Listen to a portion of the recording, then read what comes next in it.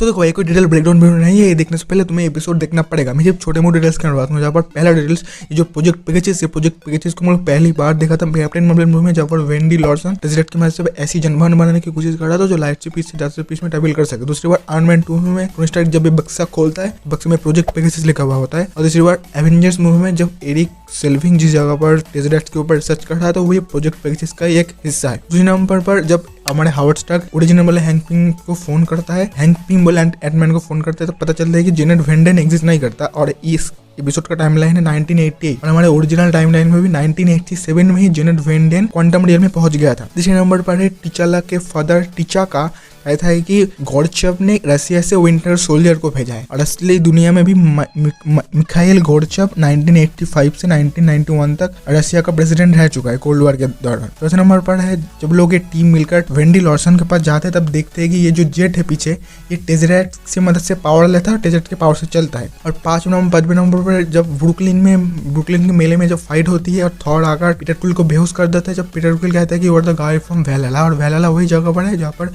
Asgardian मरने के वक्त बाद जाता है, जिद में मरने के वक्त जाता है, मतलब स्वर्ग एक टाइप का। छठे नंबर पर पीटर क्विल को उसी चेम्बर, उसी घर में रखा जाता है जहाँ पर एवेंजर्स मूवी में लोकी को रखा गया था और उसका एक प्री मॉडल टाइप वर्जन है। और लड़ाई होने के 7वें नंबर पर लड़ाई होने के बाद जब जश्न मना रहा होता है, तब थॉर कहता है कि अनदर,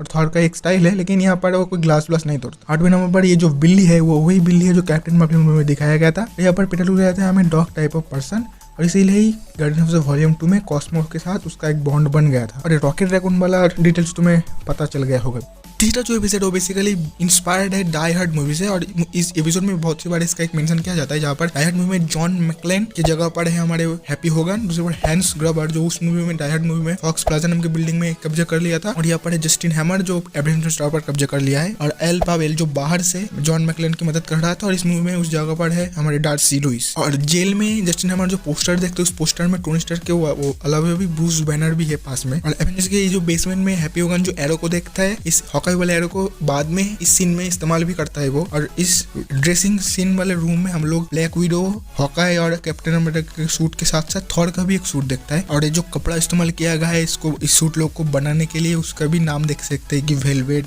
स्पेंडेक्स, लेदर, ये सब बहुत ही हाई लेवल का कपड़ा है ये सब। ये जो एआई का नाम है वर्ड्सवर्थ, और कॉमिक में वर्ड्सवर्थ नाम का कोई एआई एग्जिस्ट नहीं करता। और इस एपिसोड से अच्छी खासी डिटेल मेरे को और दिखी नहीं,